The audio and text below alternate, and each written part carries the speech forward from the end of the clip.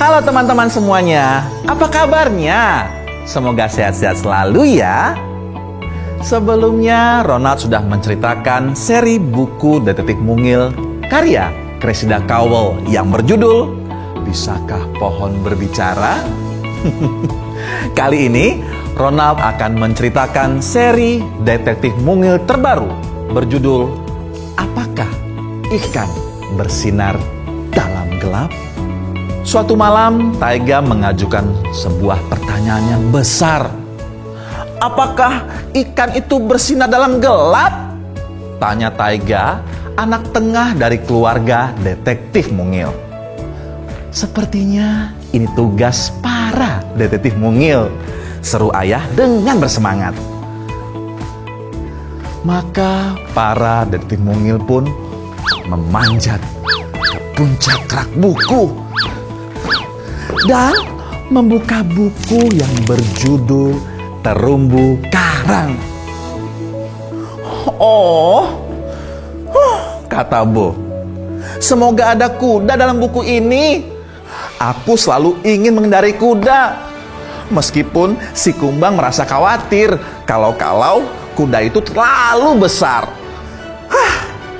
Tidak mungkin, dengus Oli sambil menyilangkan lengannya. Kuda itu tidak hidup di laut seperti terumbu karang. Apalagi ikan juga tidak bersinar seperti bola lampu. Ketika mendengar jawaban Oli, Bo dan Taiga pun merasa sangat sedih. Kita lihat saja nanti ya nak, kata ibu mereka. Ibu pun mengikat benang merah di sekeliling pinggangnya. Tujuannya adalah supaya mereka bisa keluar dari buku setelah petualangannya berakhir. Lalu, ibu memberikan kacamata selam istimewa berwarna kuning kepada mereka semua. Dengan kacamata selam ini, kalian dapat melihat sesuatu seperti ikan melihat. Bo, Taiga, ikuti aku. Tirukan apa yang aku lakukan ya. Keluarga mungil pun melompat jauh-jauh dan mendarat tepat di tengah-tengah buku. Keluarga mungil sekarang berada di perairan berwarna biru langit. Mereka asik berenang di antara terumbu karang Kepulauan Solomon. Di sekitar mereka ada ikan merah, ikan biru, ikan belang-belang, dan juga ikan bintik-bintik.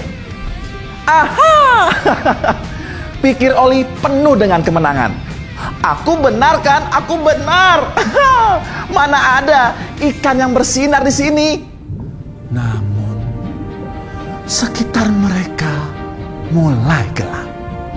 Ayah dan ibu segera menyalakan lampu senter biru mereka. Lalu terjadilah sesuatu yang lucu. Ketika keluarga mungil melihat melalui kacamata selam istimewa berwarna kuning itu, bunga karang mulai bersinar. Di antara karang itu keluarlah belut-belut hijau bersinar. Oli sedikit kesal karena ternyata dia salah. Ikan itu benar-benar bersinar di sini. Jadi dia memutuskan untuk memamerkan aksinya. Dia naik ke atas punggung seekor penyu laut, lalu melakukan akrobatik yang indah di atasnya. Keluarga mungil rupanya begitu asik mengamati ikan yang bersinar. Jadi mereka tidak melihat penyu laut yang membawa Oli masuk ke dalam gua karang yang gelap. Aduh, bagaimana nih? Kasihan Oli. Dia ketakutan tidak berani keluar dari gua itu. Rupanya seekor hiu kucing sedang berjaga di pintu masuk gua.